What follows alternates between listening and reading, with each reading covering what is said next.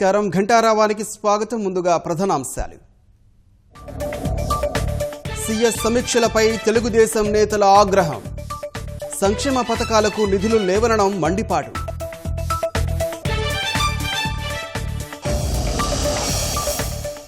EVM strong రూమ్ల వద్ద మూడంచెల భద్రత. గదుల్లోకి ఎవరూ వెళ్లలేరని సీఈఓ స్పష్టీకరణ.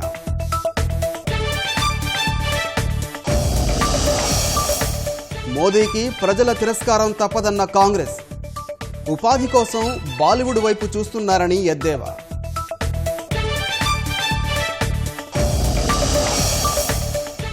ఇంటర్ ఆందోళనలపై చర్యలు చేపట్టిన తెలంగాణ సీఎం.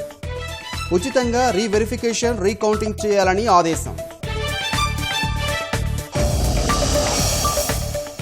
బంగాళాఖాతంలో రేపు అల్పపీడనం. శని ఆదివారాల్లో తుఫానుగా మారే అవకాశం.